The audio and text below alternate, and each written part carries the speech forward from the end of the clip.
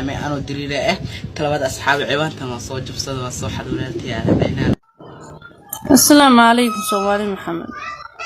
بردو عبادي نقونيستا إن رق هذان دمر هذا والدين تعرفتي إنه كتوبر إنه كو عباديستان إن رق النمو إنه فرحسن هذا دمر نمو فرحسن أنا waxa socota muujad aan in caadi ahayn oo suuq geynaysa inay rag naagobaan ama ilaahay rag dumaroobaan dumarkuna roobaan bulshadana wada aragtaan bilowgeedii inay fafaalay ina soo gaarayaan ragga Soomaaliyeed waxaan u haystaa inay yihiin ragga adduunka yani ugu badan ee qiimaha iyo wax ku hela raganimadooda oo lagu sharfo oo lagu weyneeyo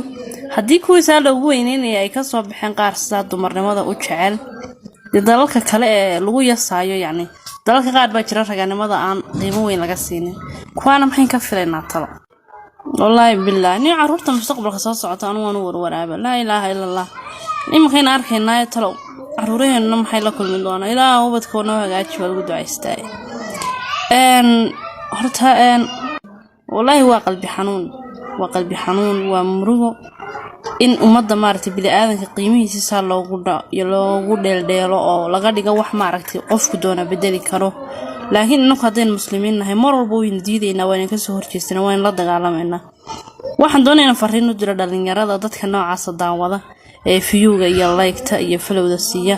please walaal ha noqonin qof dhiirigeliya qowmuluudnimada ha noqonin qof lala soo saaro maalinta qiyaame qowmuluudkaas oo kale leena nabigu wuxuu calayhi salaatu wasalaam qof walba waxa la soo saaray maalinta qiyaame cidii uu jeclaa marka miyaad ka raali tahay in lagu soo saaro dadka noocaas ilaahay nacdashiisa ku soo degtay jawaabtaadu waxaan u maleeyahay tahay maya marka fadlan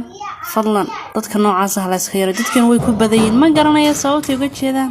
sababta yani ay saa ugu badayeen dadkeenu ay u daawadaan I don't know laakiin haba daawadaane waxaan ogay TikTok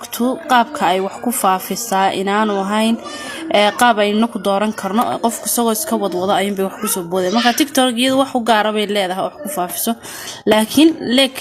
maxaad u saartaa like-ta iyo followda